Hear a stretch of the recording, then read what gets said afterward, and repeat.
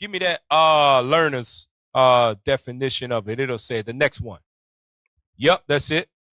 If someone or something is preeminent in a group, they are more important, powerful, or capable than other people or things in the group. There you go, in the group and in a family setting. You as a man, what does it say? You are important, you are powerful, and you are capable.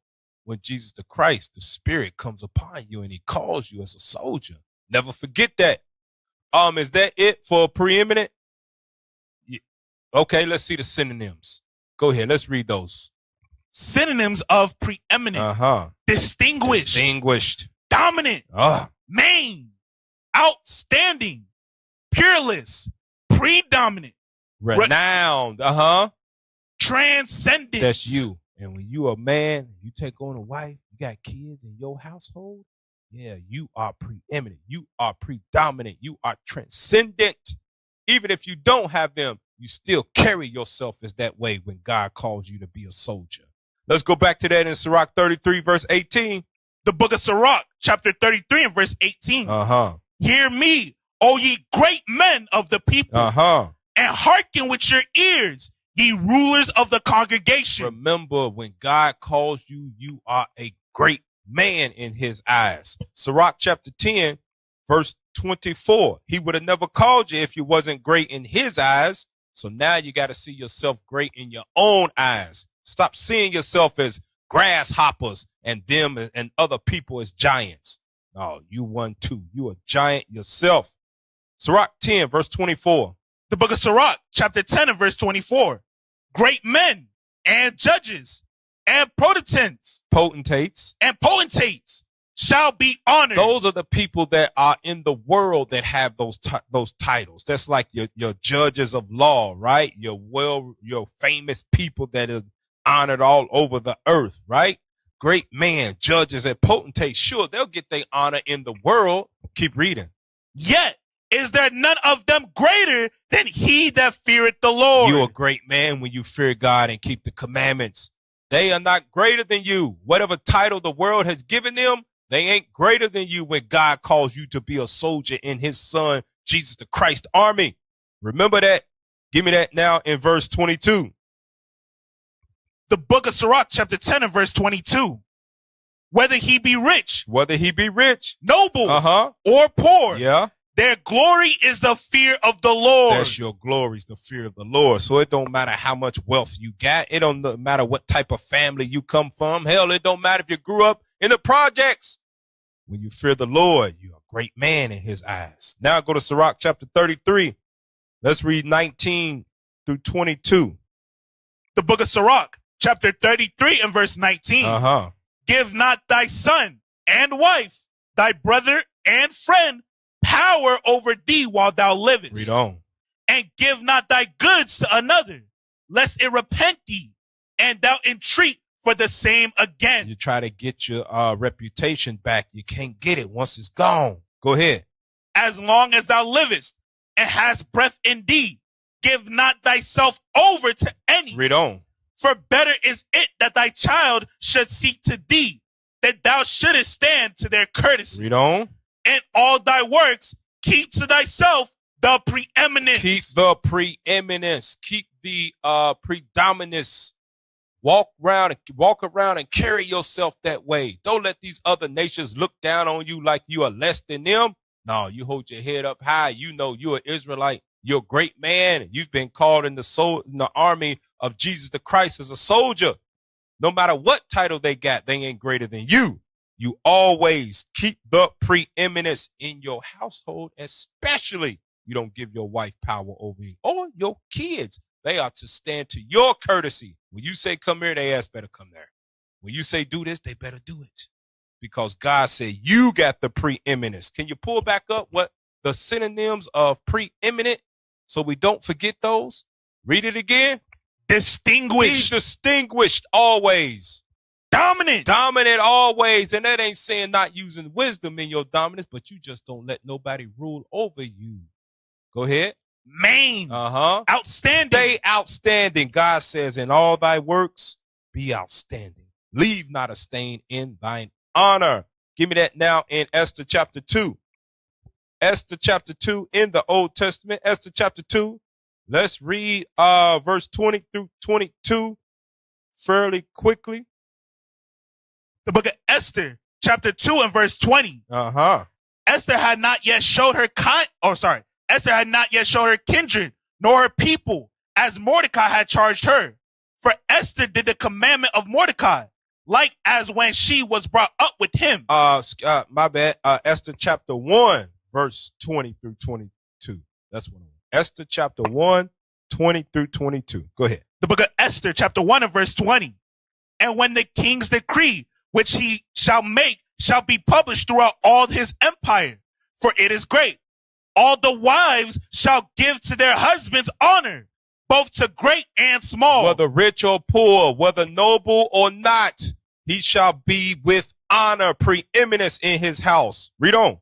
And the saying pleased the king and the princes. And the king did according to the word of American. And he sent letters into all the king's provinces, into every province according to the writing thereof, and to every people after their language, that every man shall bear rule in his own house. Bear rule, preeminence in his own house. Thus saith the Lord. Go ahead.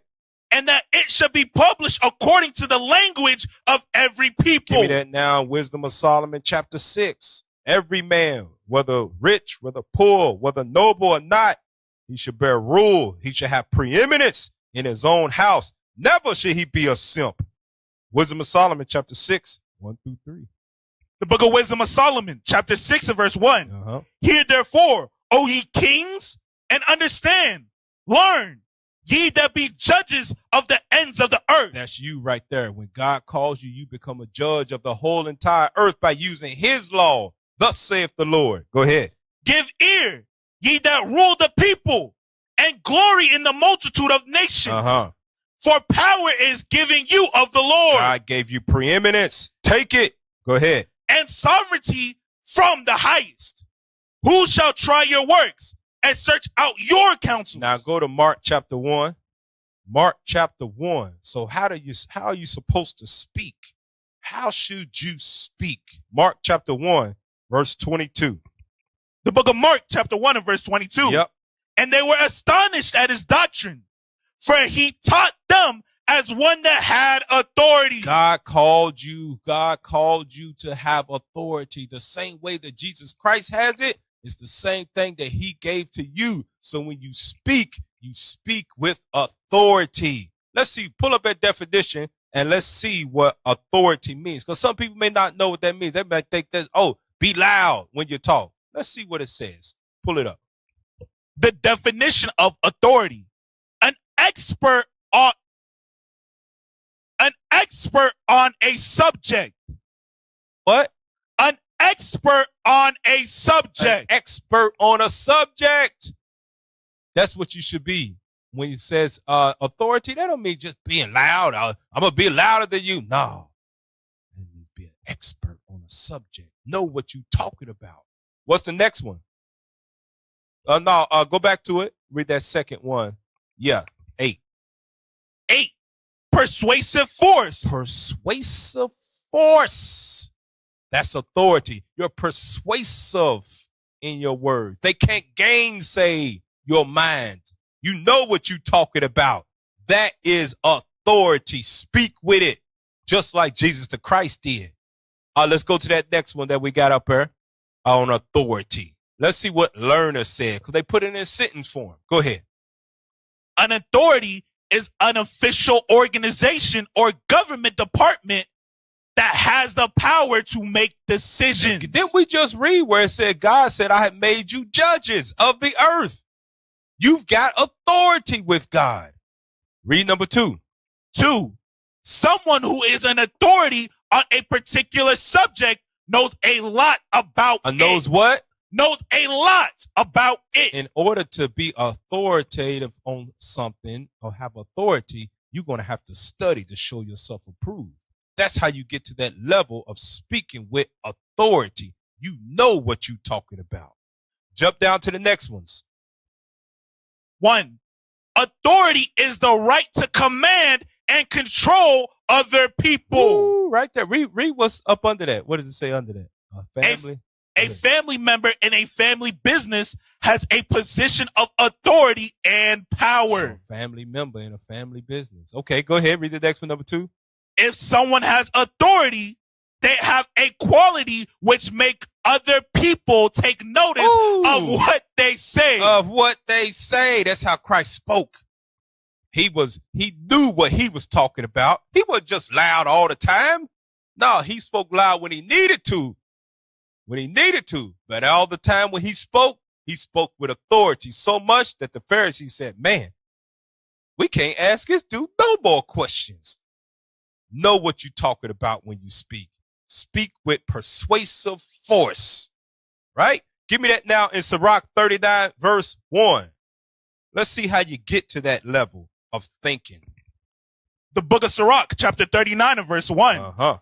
But he that giveth his mind to the law of the Most High and is occupied in the meditation thereof will seek out the wisdom of all the ancient and be occupied in prophecies. That's how you get authority. When you meditate upon the laws of God, upon the wisdom of God, upon the prophecies, when that becomes your breakfast and your dinner and your nighttime snack, when you start meditating upon the words of the laws of God, that's how you begin to speak with authority. Jump up to verse 6 now.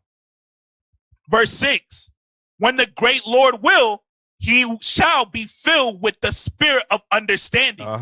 He shall pour out wise sentences and give thanks unto the Lord in his prayer. You're going to pour out wisdom. Now, give me that in Wisdom of Solomon, chapter 8.